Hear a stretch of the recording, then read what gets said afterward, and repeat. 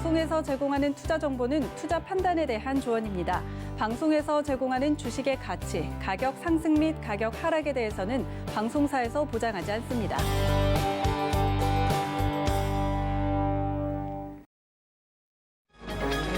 이 시각 헤드라인 뉴스입니다. 코로나19 백신 확보에 대해 세계 각국이 경쟁을 벌이는 가운데 중국이 대만에는 중국산 코로나 백신을 주지 않겠다고 밝혔습니다. 이에 대해 대만 당국은 중국산 백신은 받을 생각이 없다고 맞받아쳤습니다. 지난해 말 은행들이 신용대출 조이기 수단으로 우대금리 축소에 나서며 신용대출 금리가 8년 3개월 만에 가장 큰 폭으로 올랐습니다. 가계대출 종류별로는 특히 일반 신용대출 금리가 한 달 새 0.49%포인트나 뛰었습니다. 코스피가 장중 3천선이 무너졌습니다. 지난 6일 이후 17거래일 만에 처음으로 이번 주 개인이 연일 조단위 순매수로 하한선을 떠받쳤지만 외국인과 기관의 매도세에 밀린 것으로 풀이되고 있습니다. 미국 오프라인 게임 업체 게임스톱의 주가가 44% 폭락한 193.6달러의 장을 마쳤습니다. 주식거래 애플리케이션인 로빈후드 등이 게임스톱의 매수를 막았기 때문인데 이 같은 조치에 개인 투자자들은 금융규제기관들이 월스트리트의 전문가들을 위해서만 판단하고 있다며 비난을 퍼부었습니다. 네, 시청자 여러분 안녕하십니까? 오늘장 내일장 출발합니다. 한수정입니다. 오늘 양시장은 2%대 조정을 보이고 있습니다. 간밤에 미국 증시가 상승 마감을 하면서 오늘장 출발쯤엔 좀 기대를 했었는데요. 그 낙폭을 좀 키워가고 있는 모습이고요. 여전히 공매도 재개에 대한 논의가 끊이질 않고 있습니다. 또 국내뿐만 아니라 미국에서도 어젯밤에 개인 투자자들이 헤지펀드를 대상으로 이 로보스탑, 게임스탑이라는 종목의 주가를 끌어올렸다가 떨어뜨리게 되면서 증권거래소가 한동안 매수를 중단하는 사태까지 벌어졌었죠. 그동안 세력들로부터 손실을 입었다라고 느끼고 있는 개인 투자자들의 목소리가 커지고 있는 시점입니다. 02-3153-2611 또는 2612번으로 전화 주시거나 100원의 정보 이용료 부과되는 샵 0082번으로 문자 보내주시면 이어서 종목 상담도 가능합니다. 또 금일 본 방송에서 제공해드리는 정보는 투자 판단에 대한 조언입니다. 해당 종목의 가치와 수익률 보장해드리지 않는다는 점 참고하시기 바라겠습니다. 자, 그럼 바로 오늘장 이슈 어떤 것들이 있는지 알아보도록 하겠습니다. 레몬리서치 김민수 대표 전화 연결돼 있습니다. 안녕하세요. 네, 안녕하십니까? 네, 최근에 자동차 부품주들의 주가가 고공행진을 이어가고 있습니다. 4분기 실적 개선 기대감도 있고요. 또 완성차 업체, 현대차, 기아차들에 대해서 또 호실적 발표가 예상되면서 기업 가치가 동반 빠르게 또 상승을 하고 있는 모습입니다. 이렇게 자동차 부품주들의 향방 어떻게 전망하시는지 이야기 들어볼게요. 네, 시장이 이번 주 내내 조정받다 보니까 좀 우울합니다. 그런 가운데 이슈를 말씀드려야 되다 보니까 조금 시장과 안 맞을 수는 있겠지만 그래도 어려울 때일수록 공부를 열심히 해야 되겠죠. 그런 관점에서 오늘도 자동차 부품 관련된 최근에 핫하게 움직였었던 여러 가지 동향들과 앞으로 된 변화를 좀 체크를 해보게 되면요.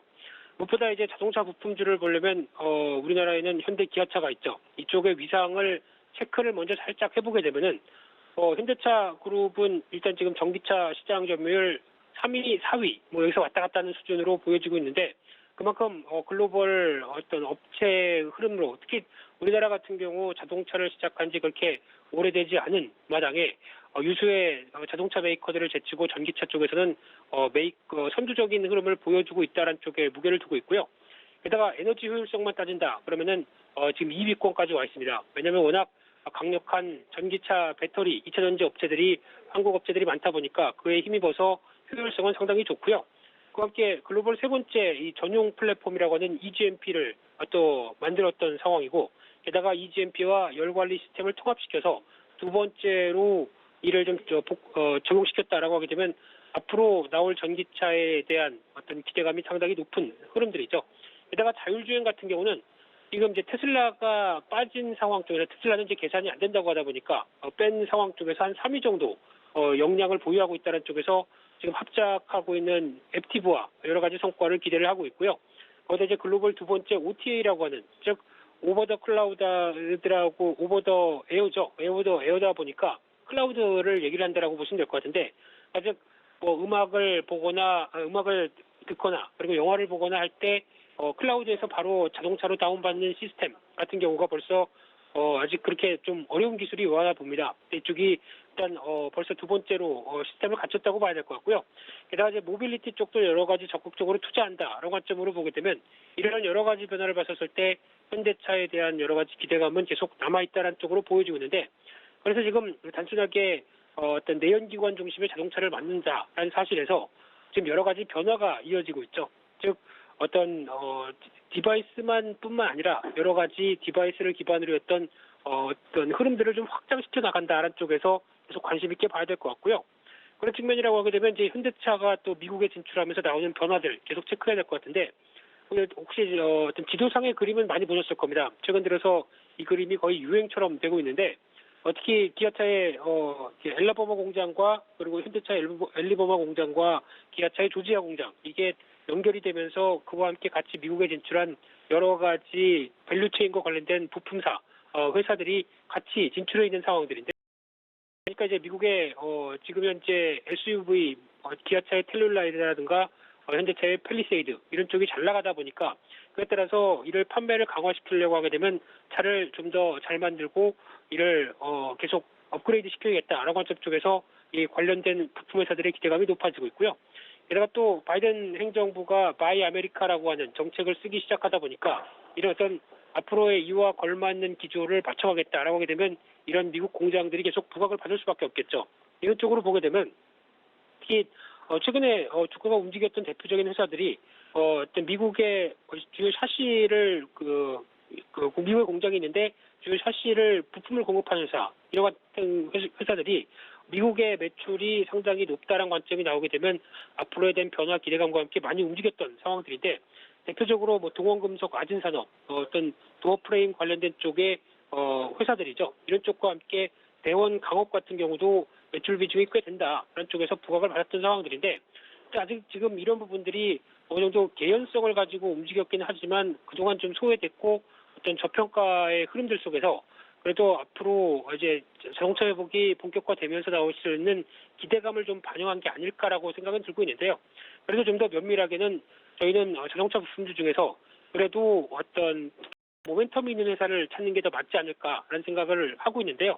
그런 측면으로 보게 되면은 일단 가장 먼저 눈에 띄는 게 자동차 대표적인 사 부품사, 즉 자동차 부품사 중에서도 중간 형님들이 있죠. 그런 쪽에서 현대 모비스를 비롯해서 현대위아, 만도, 한온 시스템 이 네 회사가 가장 이제 중심적인 흐름을 맞춰가고 있다고 보여지고 있는데, 이제 앞으로 현대 모비스 같은 경우는 더 중심적인 역할을 할 것이다라는 기대감이 높죠. 왜냐하면 앞으로 이제 인구 고령화가 되고 지금 현대차에서 어떤 제조하는 사람들이 이제 퇴직하기 시작한다라고 하게 되면 그의 흐름에 따라서 상대적으로 점점 생산은 인력들은 줄어드는 가운데 좀 더 자동화된 설비, 그리고 그를 또 압축하는 여러 가지 변화가 나온다고 했을 때 이 부품사의 현대모비스가 중요한 역할을 차지 않겠느냐 하는 관점들이 상당히 높은데요. 그 부분 말고도 대용량 전기차용 고속 모터 같은 경우도 계속 이제 부각을 받고 있는 상황들이고, 현대위아는 EGMP 쪽에서 열관리 쪽을 담당하겠다라고 이제 2023년부터 어느 정도 수주가 된 상황들이죠. 그러다 보니까 이에 따른 기대감이 높아지고 있고요.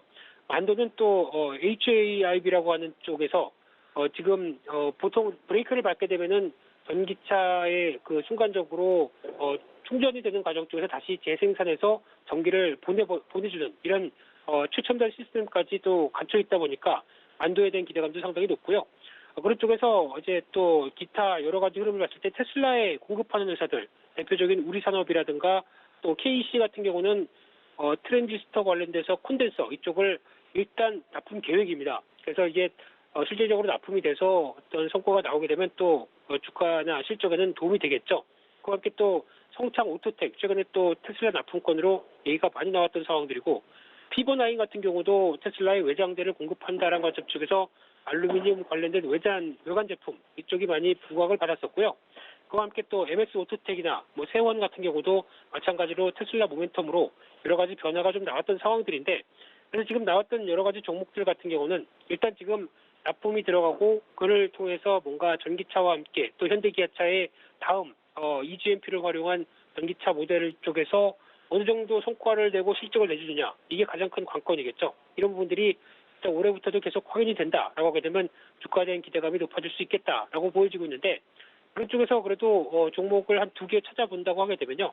가장 먼저 한라홀딩스는 눈여겨봐야 될 것 같습니다. 지주사 관련된 쪽에서 기존에 한라라고 하는 건설사죠. 그리고 또 만도 자동차 부품사 이 두 회사의 최근의 주가 동향들이 꾸준하게 올라왔다고 하게 되면 이런 부분들을 반영한다라고 하게 되면 당연히 지주사 입장 쪽은 더 영향을 받아야 되겠죠.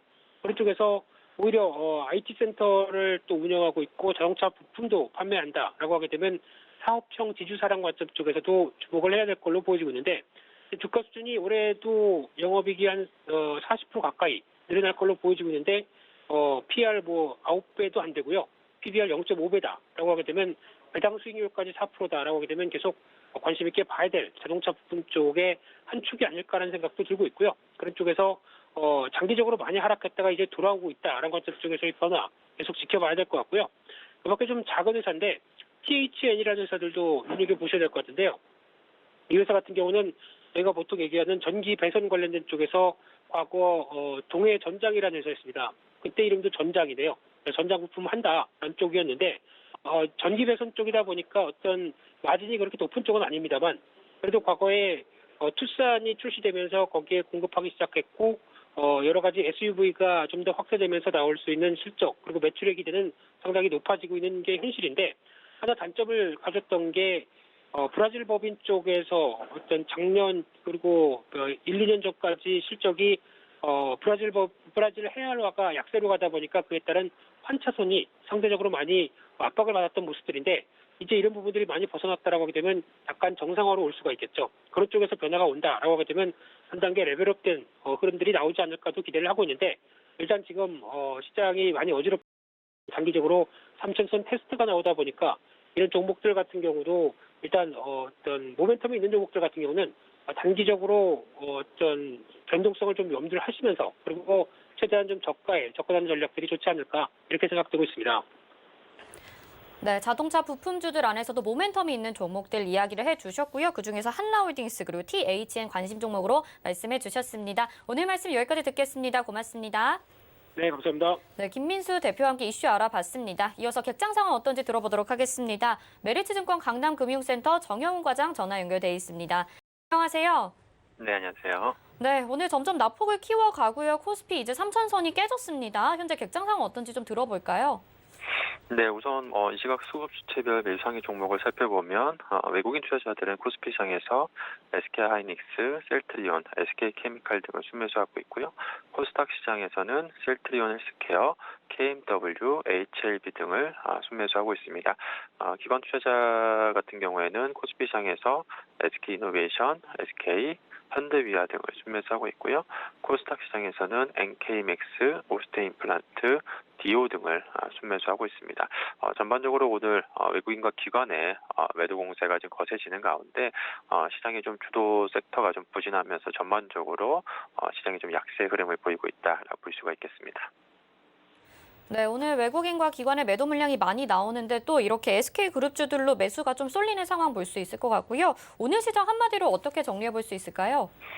네, 오늘 한마디로 외국인과 기관 투자자들이 현물 시장에서 동반해서 1조 원 가량의 좀 순매도세가 좀 이어지면서 지금 4거래일 연속해서 순매도세가 좀 이어지고 있는 상황인데요. 그로 인해서 오늘 이제 지수가 좀 양시장 모두 하락하고 있다라고 볼 수가 있겠습니다. 최근에 이제 외국인과 기관의 이러한 매도세가 지금 계속해서 이어지는 이유로는 역시나 지금 그동안에 이제 계속해서 가파르게 좀 상승한 지수 영향으로 좀 차익 실현 매물이 출회가 되는 것으로 보여지고 있고요. 이와 더불어서 또 포트폴리오 이런 비중 조절 영향도 있는 것으로 그렇게 좀 추정이 되고 있습니다. 또한 뭐 최근에 이제 시장에 변이 바이러스 확산이라든지 또 이제 중국발 이런 긴축 우려감이 재차 좀 확대가 되면서 전반적으로 시장의 투자 심리가 좀 위축된 상황에서 또 이제 미국에서도 또 게임스톱 관련한 그런 또 이슈로 인해서 최근에 이제 과열에 대한 그러한 좀 우려감이 나오고 있는 상황이기 때문에 이 같은 다양한 좀 변수로 인해서 좀 시장이 좀 하락하고 있다라고 볼 수가 있겠습니다. 네, 오늘 1월의 마지막 날인데 낙폭이 더 커지지 않았으면 하는 바람입니다. 오늘 말씀 여기까지 듣겠습니다. 고맙습니다. 네, 고맙습니다. 네, 메리츠증권 강남금융센터 정영훈 과장과 함께했고요. 이어서는요, 이 시각에 어떤 종목과 섹터가 주목받고 있는지 알아보는 시간입니다. 이 시각 종목 핫3 이용석 캐스터가 알려드립니다. 안녕하세요. 이 시각 종목 핫3 이용석입니다. 이 시각 시장에서는 어떤 종목과 섹터들이 주목받고 있는지 특징주 살펴보겠습니다. 오늘 준비한 종목은 녹십자 랩셀, PCL, AP위성입니다. 먼저 녹십자 랩셀입니다. 녹십자 랩셀 현재 17.25% 상승한 14만 700원에 거래되고 있습니다. 녹십자 랩셀과 미국 관계사 아티바 테라퓨틱스가 미국 제약사 MSD에 2조 원대 세포치료제 관련 기술 수출에 성공했다는 소식에 오늘 강세 보이고 있습니다. 녹십자 랩셀은 고형암에 쓰는 세포치료제 3종을 공동 개발하는 계약을 맺었다고 공시를 했습니다. 이번 계약은요, 아티바가 미국 MSD로부터 공동 연구 개발을 수주한 데 따라 원천 기술을 가지고 있는 녹십자 랩셀에서 업무를 담당하게 돼 체결된 겁니다.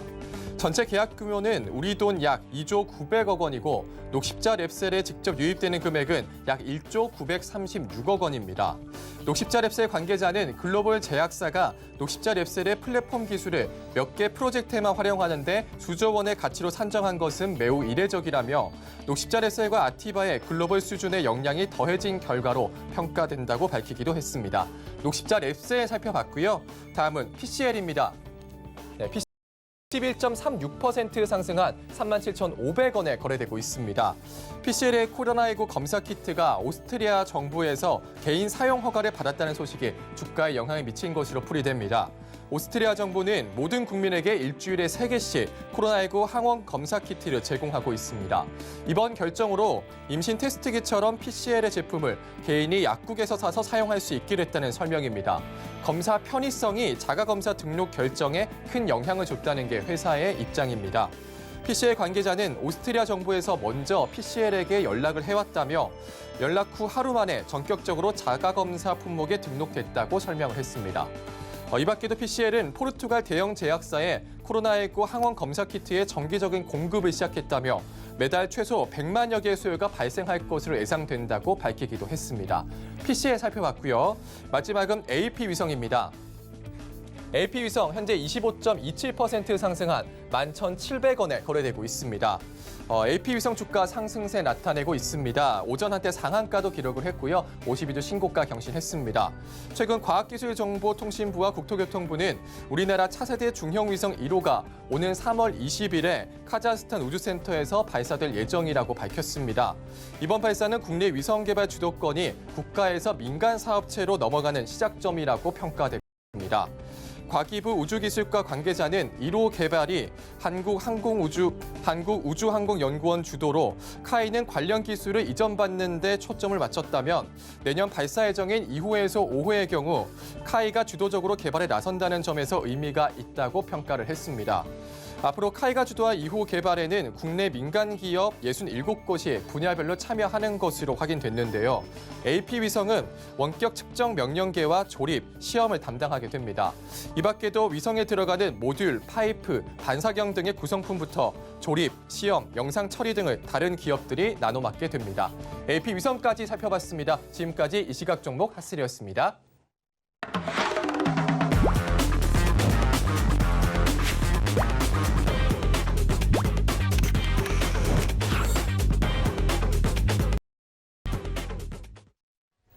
네, 중국 시장에 대한 동향과 오후장에 살펴볼 종목까지 알아보는 시간입니다. 차이나 스타클래스, 오늘도 하채기 위원님과 함께합니다. 안녕하세요. 네, 안녕하세요. 하채기 위원입니다. 네, 중국 시장 같은 경우는 그래도 코로나19 확진자 수가 좀 줄면서 반등 흐름을 보여주려고 하고 있는 것 같아요. 좀 동향 좀 살펴주시죠.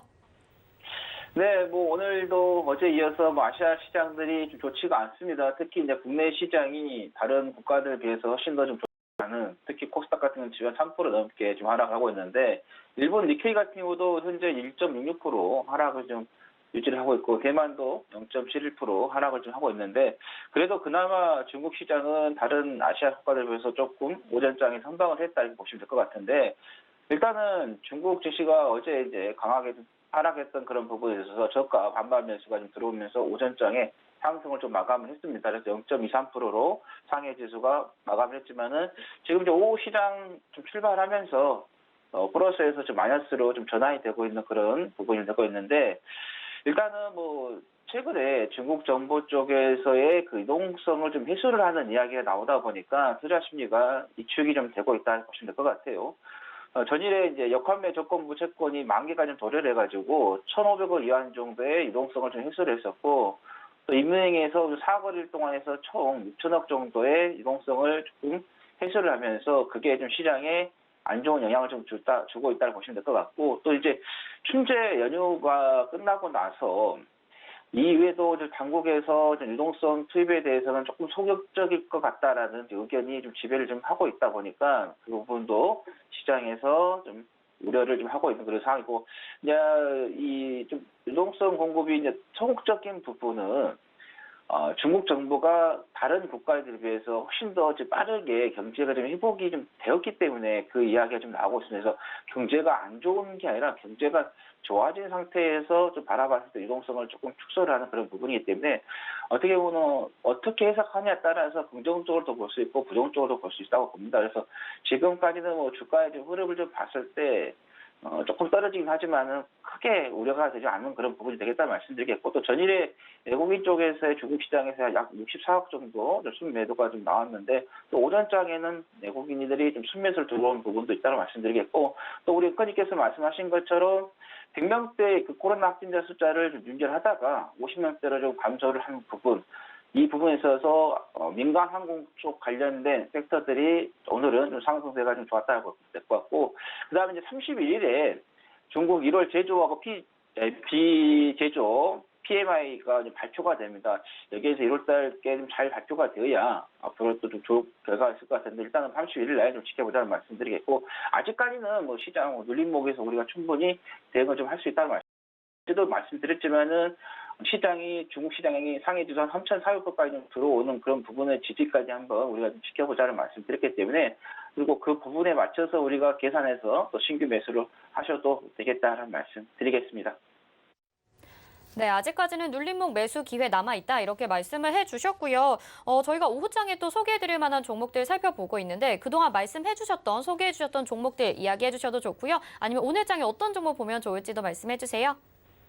예, 남방항공을 제가 1월 8일에 여러분들께 소개를 드리고 나서 이쯤 자리 됩니다. 금요일 날 제가 여러분들께 소개를 계속해서 거의 한 달 동안을 강조를 드렸어요. 5.640 매수까지 말씀드리면서 올라왔을 때도 내려오면은 그때 한번 다시 잡아보라고 말씀드렸었는데, 또 1월 22일 날 들어왔을 때도 제가 여러분들께 말씀드렸고, 또 이게 올라왔을 때도 다시 한번 5.640 매수가에 들어오시면은 잡아보자라고 거의 한 달 동안 계속해서 말씀을 드렸는데, 뭐 제가 앵커님께도 이 종목을 또 언급도 한번 드렸었습니다. 근데 오늘 장중에 6.7% 좀 상승을 했는데, 아까 코로나 확진자가 감소를 하면서 이 민간항공 관련된 항공주들이 좀 올라가고 있다고 보시면 될 것 같고, 제가 반분에 그 국내 대한항공을 매수 못하신 분들은 5.640 잡고 계속해서 언급을 드렸었는데, 혹시 보유하고 계신 분들은 더욱더 한번 가져가 보시라는 말씀드리겠고요.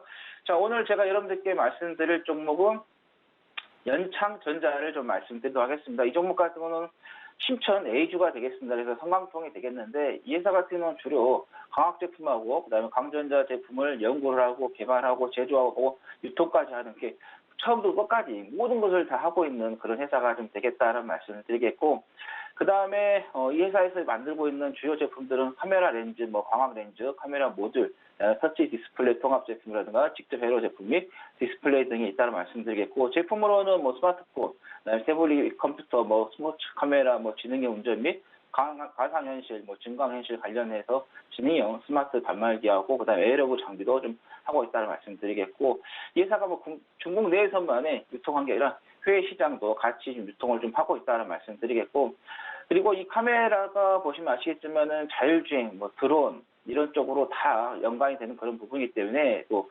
성장주로서 보시면 될 것 같고, 아마 여러분들께서 고프로라는 제품을 한번 사용해 보신 분도 계실 거고, 때로는 이름을 좀 들어보셨을 거예요. 저도 같은 경우도 사용해 봤는데, 이 고프로의 렌즈를 이 회사가 공급을 담당하고 있다는 말씀드리겠고, 액션 카메라 시장에서의 80%의 점유율을 좀 하고 있다. 지금은 이제 여행이 좀 되지 않고 있다 보니까 이 액션 카메라 같은 경우는 아직 소비가 좀 안 되고 있는 그런 부분인데, 다시 이제 회복이 된다고 하면은 액션캠 카메라 쪽에서 수요가 좀 증가를 할 수 있다는 말씀드리고, 그다음에 하이크 비전이라든가 샤오미하고도 협력을 하고 있다는 말씀드리고, 이 카메라가 또 애플에게도 좀 공급이 되면서 애플 관련주로서 좀 보시면 되겠다라는 말씀드립니다. 그리고 실적을 좀 봐도 이 회사가 나쁘지는 않습니다. 지금 매출액 보면 아시겠지만은 2019년도에 대비해서 2020년도에 2019년도에 6,082였다면은 작년에 2020년에 7,480이 나왔고, 올해 이제 9,183, 그 다음에 내년이죠. 22년도에 1,846 매출액도 꾸준하게 성장하고 있는 회사가 좀 되겠다라는 말씀드리겠습니다.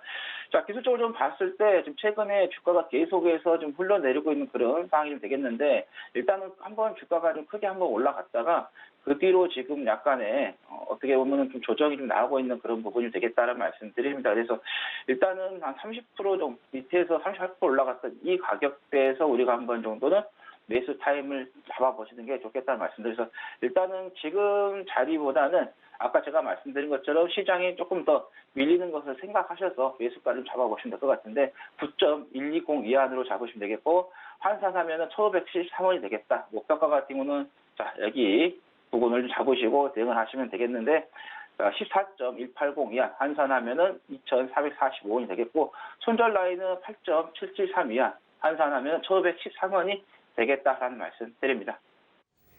네, 오늘 오후장에 볼 종목으로 연창전자를 소개해 주셨습니다. 자세한 대응 전략 더 궁금하신 내용 있으신 분들은요. 서울경제TV 오늘장 내일장 노란톡방 들어오시면요. 문의 남겨주시면 저희가 답변 도와드릴게요. 하채기 위원님은 여기서 인사드리겠습니다. 고맙습니다.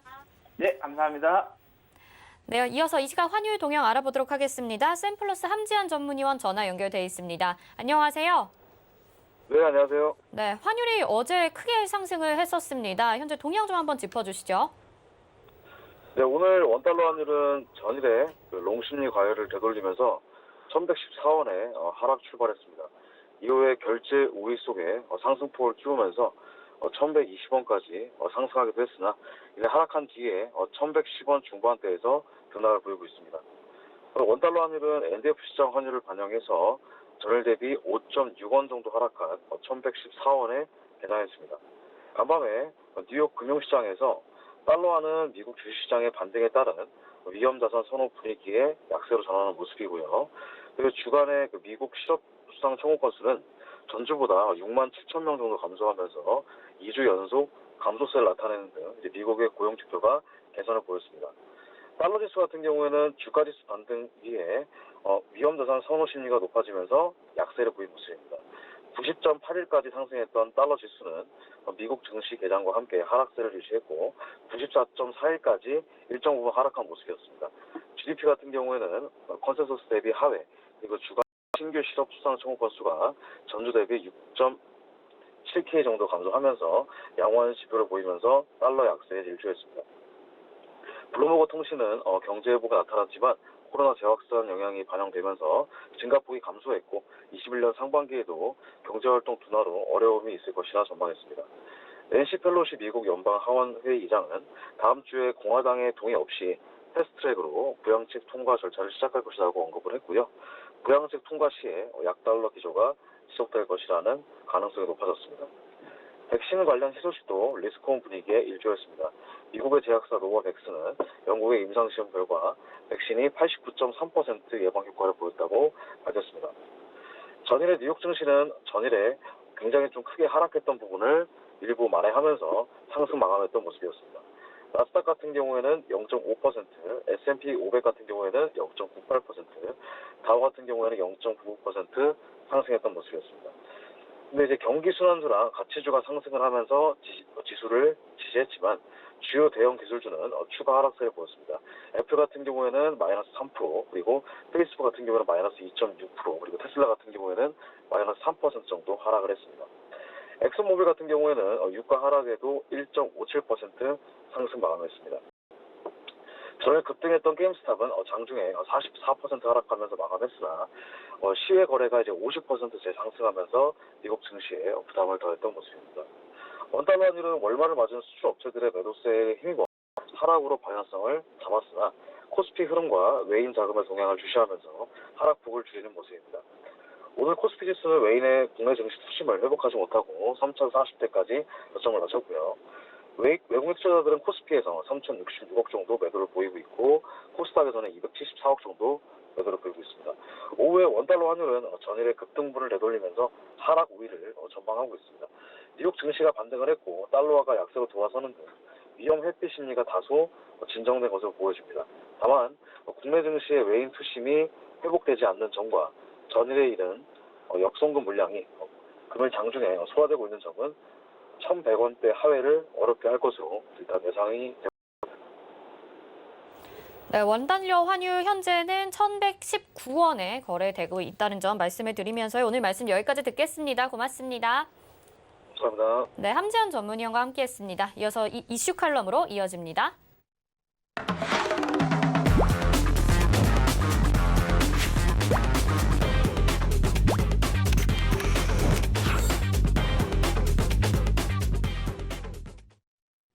네, 시장 1심 이슈 짚어보는 이슈 칼럼 시간입니다. 오늘은 샘플러스 허반석 전문위원과 함께합니다. 안녕하세요. 안녕하세요. 네.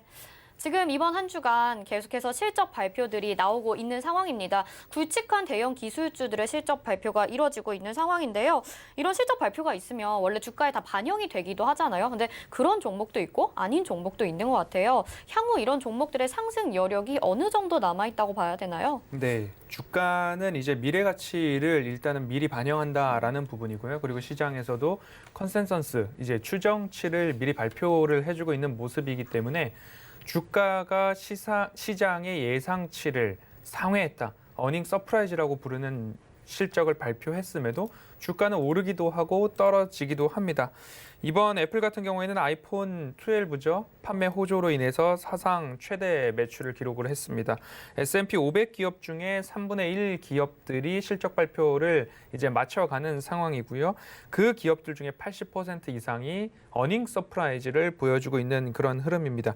국내 증시도 마찬가지로 화요일부터 현대차를부터 시작해서 LG화학, 삼성물산, 삼성 SDI, 네이버, 현대모비스, 포스코, 그리고 SK하이닉스, SK이노베이션까지 이렇게 국내 증시도 이번 주 내내 실적 발표가 이어지는 그런 모습입니다. 대체적으로 양호한 흐름입니다. 기업들이 수익 면에 대해서는 점차적으로 증가하는 그런 흐름인데 미국발 헤지펀드 숏 스퀴즈 이슈 때문에 시장이 지금 3천선을 하회하면서 일주일 내내 시장이 그렇게 도와주지 않고 있는 그런 흐름이 조금 아쉬운 그런 부분입니다. 코스피, 코스닥 기준으로 좀 살펴보면 외인 기간 동반 순 매도가 4거래일째 연속 나오고 있는데요. 오전 기준으로 본다 한다면 코스피는 외인이 4거래일 연속 현재 4조 5천억 원 이상의 매도세를 쏟아내고 있고요. 기관은 3조 3천억 원 이상 매도세를 쏟아내고 있는 그런 흐름입니다. 코스닥도 마찬가지로 4거래일 연속 순 매도세가 외인 기간 동반해서 나오고 있는 모습인데요.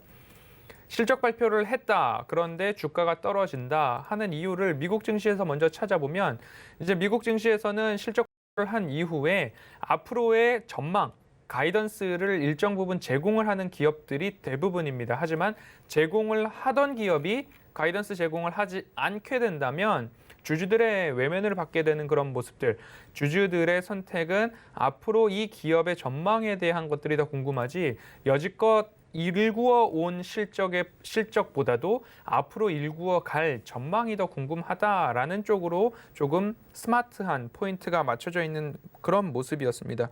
국내 시장에서도 마찬가지로 제가 말씀드렸듯이 숫자로 확인되는 기업, 모멘텀 체크가 되는 기업, 영업이익 증가율을 꼭 보시자라고 말씀을 드리고 있는데요.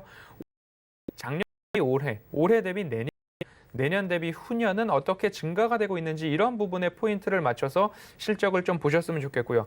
실적이 아무리 높아진다 하더라도 차트상 고점 권역에서 덜컥 매수를 하게 된다면 이와 같은 지금 약 4, 5일 정도의 조정 장세에서 여지없이 손실 구간으로 접어들 수밖에 없다라는 그런 부분들을 한번 체크하시면서 이후 실적 시즌에서는 향후에 얼마만큼의 영업이익과 매출이 증가할 것인가, 그리고 그 증가한 영업이익과 매출을 지속시킬 만한 모멘텀은 무엇인가, 이 부분을 기준으로 삼아서 한번 이 실적 시즌을 지나보시는 것도 좋겠다 말씀드리겠습니다. 그러니까 이전 그 실적이 아니라 앞으로의 성장 가치를 좀 보고 투자를 하는 게 좋겠다 이런 말씀이신 거죠. 그렇습니다. 네, 이제 백신 접종 기대감에 또 이제 컨택트주들이 좀 이제 시세가 나오려고 하고 있었는데 오늘 좀 이런 말씀을 드리기는 어려운 것 같습니다. 워낙 시장이 좋지가 않아서. 그런데 이렇게 주들 중에서 좀 눈여겨봐야 될 종목 어떤 것들이 있을지 좀 짚어주시죠. 네, 그래서 오늘 시장 이야기를 간단하게 먼저 드리면 주초에 이런 말씀을 드렸습니다. 국내 최근 이슈 이 정도는 좀 짚어보셨으면 좋겠습니다라고 말씀을 드리면서 환율에 대한 부분 그리고 유동성에 대한 부분들 첫 번째로 짚어보시자라고 말씀을 드렸는데요. 위안화와 달러, 중국과 미국의 패권 대결 이런 부분들, 기축통화를 어떤 것으로 사용할 수 있을 것인가에 대한 부분들에 포인트를 좀 맞추셔야 되겠습니다라고 말씀을 드리면서 중국에서는 이미 15금리가 조금씩 상승해주고 있고 자산 매입을 축소하고 오히려 자산을 회수하려는 그런 흐름들이 조금 나오고 있지 않은가에 대한 부분들이 좀 있었습니다. 이런 부분까지도 포함해 봤을 때 FOMC를 지나왔죠. FOMC에서 3년간 금리 동결하고 앞으로 테이퍼링 염려 안 하도록 아직까지는 고용과 소비가 회복될 때까지는 우리는 시장에 충분한 시그널을 주고 시장과 호흡하며 발맞춰서 진행을 할 것이다. 그리고 필요시 정부와 연준이 할 수 있는 추가적인 조치를 하겠다라는 시그널을 바이든 대통령도 그렇고요. 그리고 재무장관 후보죠. 옐런도 그렇고요. 그리고 FOMC에서도 그 이야기를 반복해주고 있습니다. 2월은 FOMC 회의가 없기 때문에 3월까지는 이 추세가 그대로 이어지겠다. 정책적으로는 오히려 시장이 기대할 만한 요소들을 남겨놓고 있다라고 그렇게 큰 걱정을 하지 않아도 되는 그런 수준에서 마무리가 된 그런 부분이고요. 유럽과 그리고 백신 공급에 대한 부분, 유럽의 코로나 재확산과 백신 공급이 우리나라에도 이루어지는데 우리가 지금 보내고 있는 이 작금의 시기가 백신 공백기라는 이야기를 11월, 12월 달에 드렸었습니다. 화이자 백신이 개발됐다. 효능이 몇 %더라. 아스트라제네카 백신이 개발됐다. 효능은 이렇다더라. 하지만 운송에 있어서 콜드체인이 영하 70도, 영하 20도 각각마다 기준이 있다더라. 부작용은 어떻다더라. 이런 이야기 이후에 결국엔 우리가 직접 접종을 받기까지 시간이 걸리는데 그 시간까지의 공백을 백신 공백기라고 말씀을 드렸습니다. 이 백신 공백기를 어떻게 보내야 되는가에 대한 부분이 오늘 바로 이 컨택트에 관련된 이야기로 귀결될 것 같습니다. 그래서 경기 회복과 소비 회복의 포인트를 좀 맞춰보고자 한다면 CJ제일제당을 누누이 말씀을 드렸는데요. 언택트 시절에는 냉동 만두나 간편식 위주로 만두라는 상품이 단일 상품으로 1조 원 매출 이상을 달성했기 때문에 언택트에도 수혜가 있었고요. 하지만 조미료의 원료가 되는 핵산 소비 회복에 따라서 결국엔 CJ제일제당은 컨택트에서도 일정 부분 수혜를 받게 된다라는 그런 부분으로 좀 보실 수 있을 것 같습니다. 이마트도 마찬가지입니다. SSG닷컴이죠. 쓱닷컴의 언택트 수혜 그리고 이마트는 다른 롯데마트나 뭐 이런 부분 홈플러스나 쇼핑몰 점포수를 줄이지 않았기 때문에 오히려 컨택트 소비 회복이 이루어졌을 때 경쟁 우위에 설 수 있는 그런 부분도 포인트가 될 것 같고요.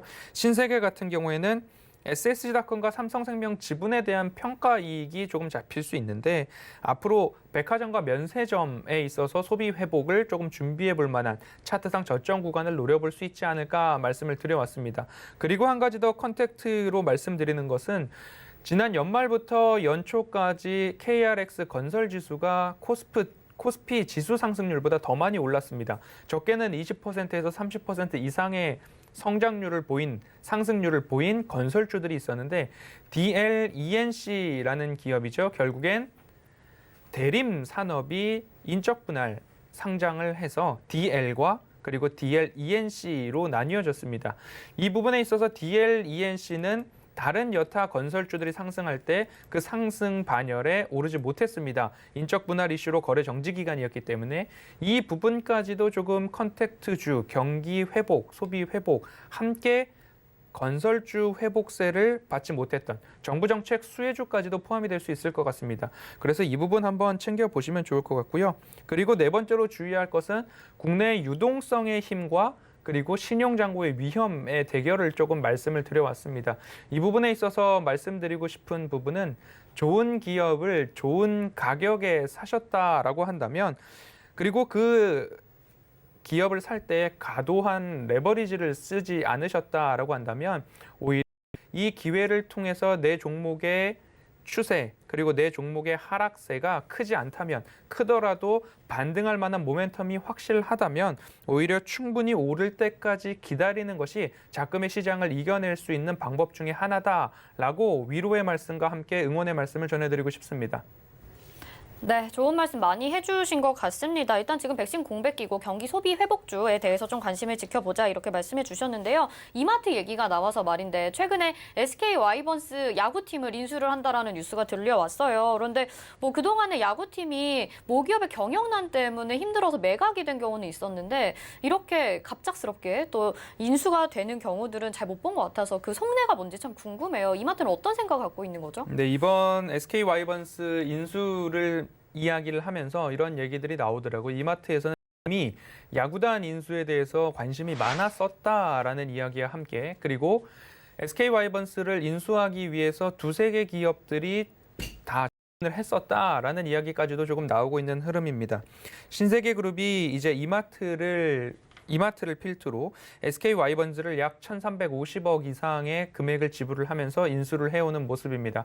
결국엔 왜 야구단인가를 한번 생각을 해보면 이 야구 팬분들이 온라인 시장과 커뮤니티에서 활발하게 활동을 하고 의견을 조율을 하고 그리고 결국엔 야구장에서 만나고 그 문화를 즐기는 데에 타 스포츠에 비해서 온라인과 오프라인의 결합도가 높았다라는 그런 부분 그리고 야구장 그리고 야구단을 통해서 기업 이미지와 홍보까지도 함께 이루어낼 수 있는 신세계그룹과 이마트의 니즈가 어느 정도 맞아떨어진 스포츠가 야구였다라고 이제 분석이 나오고 있습니다. SK 와이번스 보통주 100만 주죠. 100만 주를 1,000억 원에 인수를 했고요. 야구 연습장으로 쓰이고 있는 토지와 부동산 가치가 약 352억 8천만 원이라고 합니다. 이렇게 해서 총 1,352억 이상의 규모의 계약이 MOU 체결이 이루어졌다라는 공시가 나왔고요. 말씀드렸듯이 신세계그룹은 이마트를 필두로 쓱닷컴이라는 온라인 플랫폼을 갖고 있습니다. 하지만 코로나로 인해서 오프라인 매장들은 조금 침체가 되고 있고요. 백화점도 면세점도 마찬가지 흐름입니다. 이 흐름을 타개하기 위해서 온 오프라인의 결합, 융합에 대한 부분을 야구장을 통해서 뭔가 해소해 보겠다라는 그런 부분이고요. 앞으로의 이 온오프라인 이쪽을 통해서 어떠한 시너지가 나올까 그런 부분들이 좀 기대되는 부분이고요. 이마트 얘기가 나와서 말씀을 또 드릴 수밖에 없는 부분인데요. 어제 정용진 부회장이 분당의 네이버 사옥을 찾아서 이혜진 GIO라고 하더라고요. 글로벌 투자 책임과 함께 회동을 가졌다고 합니다. 거기에 배석한 분들이 이마트 대표도 참석을 하셨고요. 네이버 한성숙 대표님도 참석을 했다라고 합니다. 결국엔 이마트와 네이버의 어떤 시너지가 또 이루어질 것인가. 이커머스 시장에서 네이버의 거래대금 성장액이 30% 이상, 쓱닷컴에서도 거래대금 증가율이 30% 이상, 거대 공룡들의 만남인데 시장 일각에서는 CJ 혈맹과 마찬가지로 대한통운처럼 뭔가 지분 취득이나 교환이 이루어져서 뭔가 더 시너지가 나올 것 아닌가라는 시장의 이목을 받고 있기 때문에 이마트와 신세계 오늘같이 조금 조정이 나올 때에 일부 관심을 가져볼 수도 있겠다라는 생각을 함께 전해드리고 싶습니다. 네, 이렇게 SK 와이번스 인수 내용까지 이마트까지 이야기 들어봤습니다. 오늘 말씀 여기까지 들어봐야 될 것 같아요. 고맙습니다. 감사합니다. 네, 허반석 위원과 함께했습니다. 이어서 도너 리포트로 이어집니다.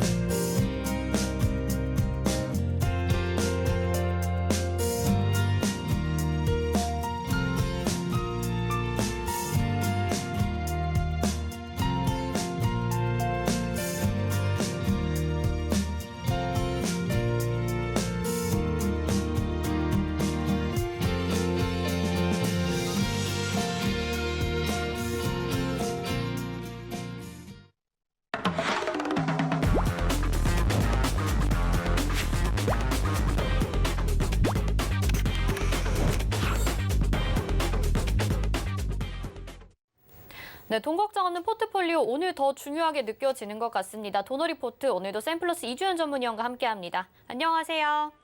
네, 안녕하세요. 네, 운영 원칙 먼저 만나보겠습니다. 도노리포트 운영 원칙입니다. 일주일에 2종목만 공개 변경합니다. 종목 공개 요일은 매주 월요일 그리고 게릴라성을 한 요일에 공개됩니다. 종목 공개 시 방송에서 2종목을 소개해드리고요. 그중에서 편입될 종목은 방송 끝나고 3시에 서울경제TV 오늘장 내일장 노란톡방에서 공개합니다. 노란톡 검색창에 서울경제TV 오늘장 내일장 검색하시고 입장하시면 되겠습니다. 네, 지금까지 누적 수익률 확인해 보시죠. 네, 누적 수익률이 오늘 또 살짝 변경이 되나요? 네, 339.4% 기록하고 있습니다. 유비케어부터 동아화성까지 목표가 달성한 종목들이고요. 국제약품부터 코덱스 은선물, 유니온, 프로텍, 휴마시스까지 모두 목표가 달성을 했습니다. 다음은 체시스부터 오텍까지 목표가 달성하고 17%, 18%까지도 수익 내줬고요. 동일고무벨트부터 써니전자까지도 13%, 15%까지 목표가 달성한 종목들 보실 수 있습니다. 다음으로는 에스맥이 9.2% 수익 내주고요. 우리기술투자까지 7%, 15%까지 확인하실 수 있습니다. 영화금속이 22.7% 기록을 했고 MS오토텍 15% 목표가 달성했습니다. 아이큐어가 15.1%, 한노화성 9.9% 포트 제외됐었네요. 써니전자 9.3% 목표가 달성했고요. 삼화알미늄이 46.6%, 로보스타가 10.5% 목표가 달성했었죠. 인선 ENT가 9.1%, 벽산이 13.1% 포트 제외됐었습니다. 현재 포트 보겠습니다. 현재 포트, 나머지 러셀 먼저 누적 수익률 목표가 달성 12.7% 수익 내줬었고요. 로보스타 26.4% 다시 한번 들어가서 목표가 달성을 해줬었죠. 에이텍티에는 손절가 터치하고 나온 거 확인하실 수 있고요. 현재 포트 보겠습니다. 현재 포트 총 4종목 담겨 있습니다. 메디포스트 2.7%, 덱스터 2.9% 수익 구간이고요. 웹젠과 삼성출판사가 사실 지금 장이 안 좋아서 손절가 터치했는데 이에 대한 내용들 들어봐야 될 것 같습니다. 네, 현재 포트에 담긴 종목들 말씀하실 게 많을 것 같아요. 지금 시장 상황도 좀 좋지 않고요. 이주연 의원님 설명 좀 도와주세요. 네, 시장이 지금 추세 3개월짜리 이제 추세선을 이탈을 시키는 흐름이 나왔고 앞에 3,000포인트에서 이제 지지를 받았던 전저점 구간까지 이탈을 하면서 지금 굉장히 가파르게 조정을 보여주고 있는 그런 상황입니다. 저점을 지금 어느 구간쯤에서 이제 잡아줄지를 봐야 될 것 같은데 3,000 포인트를 이제 깼기 때문에요. 2,950포인트 정도의 이 지지선이 하나 있는데 여기도 좀 깨고 내릴 가능성이 높지 않겠나라는 생각을 열어두고 봐야 될 것 같습니다. 일단 단기적으로 대응하시는 분들은 손절선 종목별로 잡아두신 거 이탈하게 되면 일단 정리를 하고 현금 보유하시는 관점으로 보셔야 될 것 같고 중장기적인 관점으로 보시는 종목들 같은 경우 실적이나 오를 모멘텀이 살아있는 종목들 같은 경우는 내릴 때마다 매수 관점으로 접근을 하시는 게 좋겠다 이렇게 말씀드릴게요. 자, 그럼 도노리포트 종목들 한번 보도록 하겠습니다. 지금 매직포스트는 시장이 안 좋은데도 불구하고 오늘 좀 괜찮은 흐름 보여줬는데 역시나 이 43,000원대 구간에 저항이 좀 굉장히 강한 것 같습니다. 오늘 지금 시장 계속 밀리는 가운데서도 가격을 좀 지켜준다는 흐름이 괜찮은 것 같고요.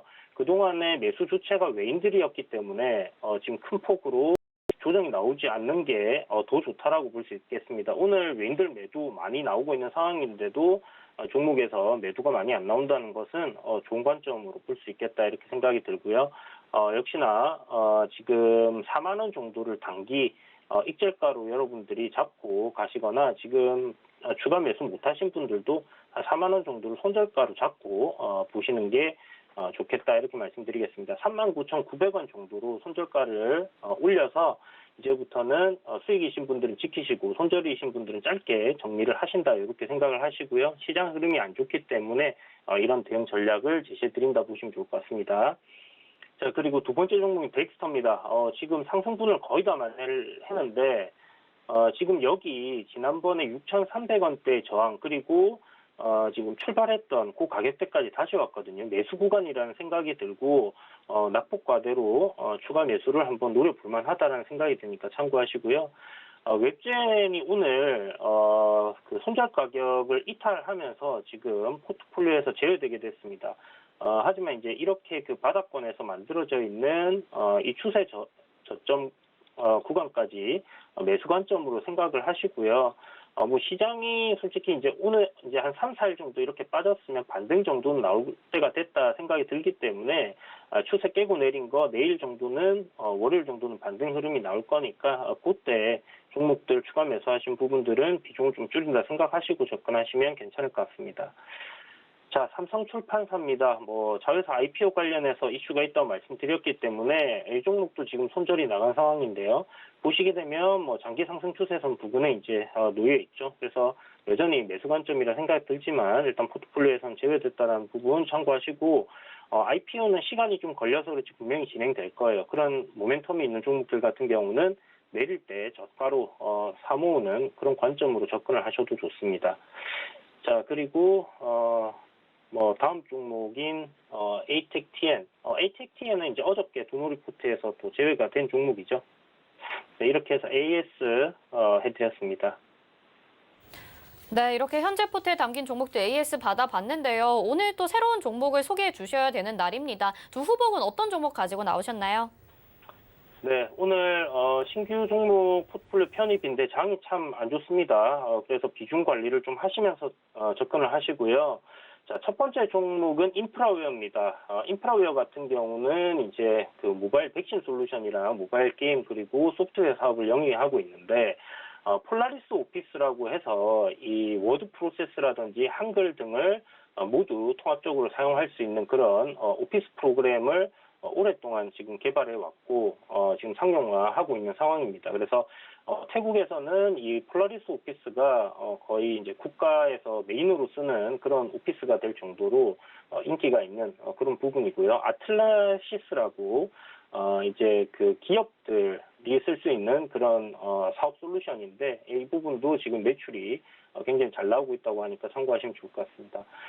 이제 최근에 이제 어저께 주가 거래량 급등하면서 장이 안 좋은데도 상승하는 이유는 삼성전자에서 이제 키오스크 사업을 진행한다고 하면서 그 키오스크에 탑재되는 OS를 이제 타이젠이라는 이 OS를 활용을 하기로 했는데 인프라웨어가 이 타이젠에 대한 특허를 부여하고 있다는 점이 부각이 되면서 이제 주가가 올랐습니다. 보시는 것처럼 이제 하락 추세를 벗겨내고 추세 전환점에 있다라는 생각이 들기 때문에 추가적인 상승 흐름이 이어질 수 있지 않겠나 하는 관점으로 접근을 하신다고 보시면 좋을 것 같고요. 자, 두 번째 종목은 뭐 여러분들 모두 다 아는 네이버입니다. 네이버 지금 신고가 최근에 갱신을 했습니다. 시장보다 좀 더 강한 흐름을 보이고 있는 섹터고 종목이라는 생각이 들고요. 그리고 어제 조정이 나오는데도 불구하고 이렇게 강하게 정고점을 돌파하면서 시세를 내줬고 오늘 지금 시장이 조정하면서 지금 조정이 좀 나오고 있는 상황인데 매수 관점으로 접근하시면 좋을 것 같습니다. 일단 모멘텀은 네이버 웹툰이 현재 와패드라는 인수를 했는데요. 이 두 기업의 이제 회원을 합치면 1억 6천만 명이 넘습니다. 거기에 이 와패드는 이제 500만 명의 그 소설, 그러니까 이제 이 IP를 창작해내는 그런 사람들이 있고 10억 개 이상의 스토리텔링 할 수 있는 뭐 그런 IP들이 있다 이렇게 보시면 될 것 같아요. 그래서 네이버가 꿈꾸는 한국의 디즈니를 만들어가는 그런 포석이다라는 생각이 드는데 여기서 이제 들리는 소식에 네이버 웹툰의 헤드쿼터가 이제 미국으로 이전한다는 얘기가 있습니다. 그렇게 되면 와패드와의 합병 이후 나스닥에 상장하려는 그런 뭐 움직임이 아닐까라고 개인적인 생각을 가지고 있고요. 그런 관점으로 한번 접근을 해보신다면 조정 시 매수 관점으로 괜찮은 종목이다 이렇게 생각이 됩니다. 네, 오늘 가지고 나오신 종목은 인프라웨어 그리고 네이버입니다. 이 두 가지 중에서 어떤 종목이 편입될지 궁금하신 분들은요. 서울경제TV 오늘장 내일장 노란톡방 들어오시면 됩니다. 아니면 옆에 QR코드 찍고 입장하시면요. 잠시 후 3시에 저희 한 15분 정도 남았는데요. 그때 저희가 올려드립니다. 그래서 그 종목에 대해서 도너 리포트 잘 대응해 가시면 좋을 것 같네요. 이주연 의원님 인사드릴게요. 고맙습니다. 네, 감사합니다. 네, 금일 본 방송에서 제공해 이번은 투자 판단에 대한 조언입니다. 해당 종목의 가치와 수익률 보장해드리지 않는다는 점 참고하시기 바라겠습니다. 오늘장 내일장 저희가 준비한 소식은 여기까지입니다. 시청해주신 여러분 고맙습니다.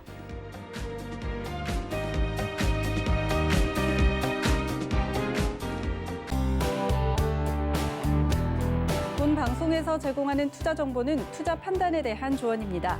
방송에서 제공하는 주식의 가치, 가격 상승 및 가격 하락에 대해서는 방송사에서 보장하지 않습니다.